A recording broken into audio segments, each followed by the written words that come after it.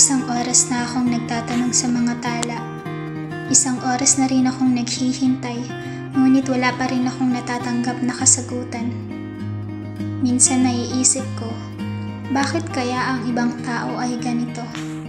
Sinasabi nila, kapag may tanong sa isip mo, tumingala ka lang sa langit. Pagmasdan ng kumikinang na bituin at bitawan ng mga tanong sa isipan.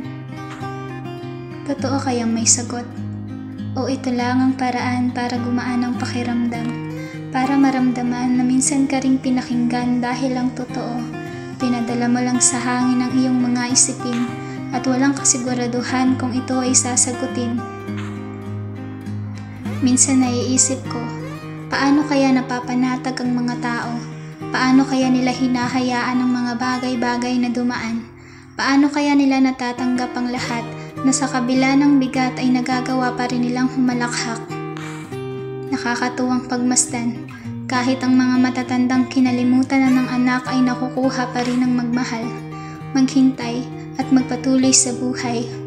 Kahit ang mga batang iniwan ng kanilang magulang ay nakakabuo pa rin ng matataas na pangarap.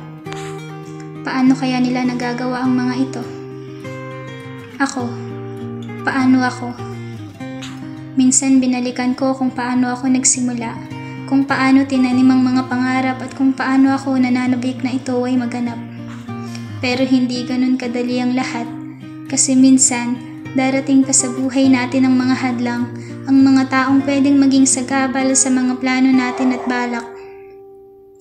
Minsan may maririnig tayo at siyang magiging dahilan ng ating pagsuko at paghinto sa pag-abot ng mga ito. Nakakatakot matalo sa laban ng buhay.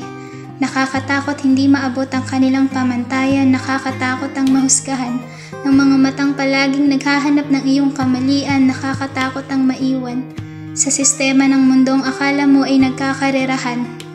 Nakakatakot at nakakapagod.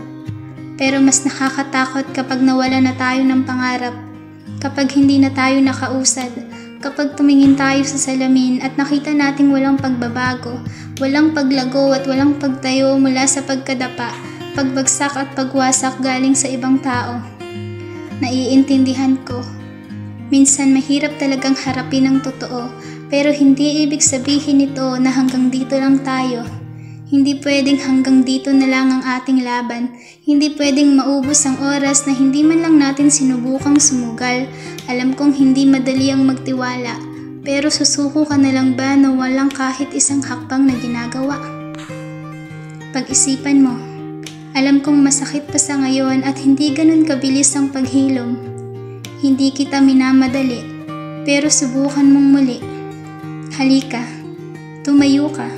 Ang oras ay hindi hihinto para sa'yo at hindi mo pwedeng sabihing teka muna. Kaya kahit mabigat pa sa ngayon, kayanin mong bumangon. Halika rito. Kahit saglit lang. Ipapakita ko sa iyo ang kawalan, ang katahimikan at kalayaan. Iwanan mo na muna sila. Pahintulutan mo ako sana.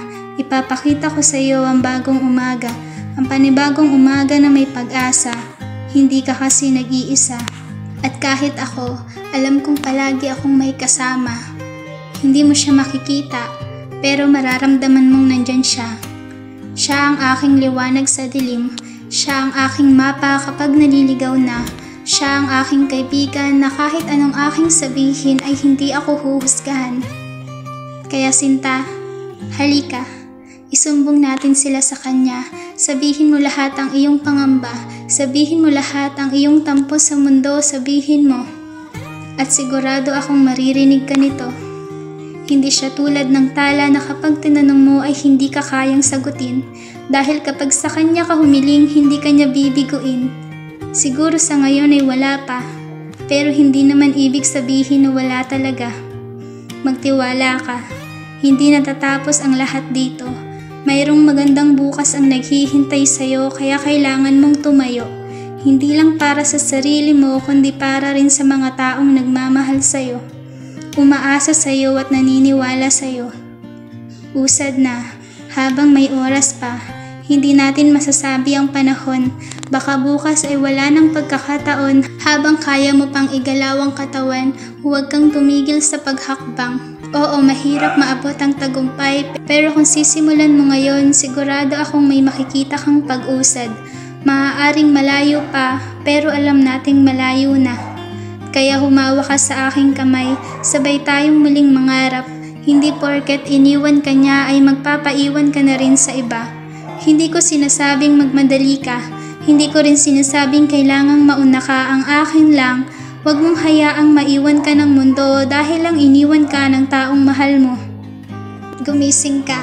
Maaaring hindi na siya bumalik at hindi na muling maramdaman ng kanyang halik. Pero mahaba pa ang lakbayin. Baka sa susunod ay tunay ka ng mamahalin. Hindi ako nawawala ng pag-asa sa pag-ibig na hinahanap mo, Sinta. Pero sa ngayon ay sarili muna. Oras na para umusad ka.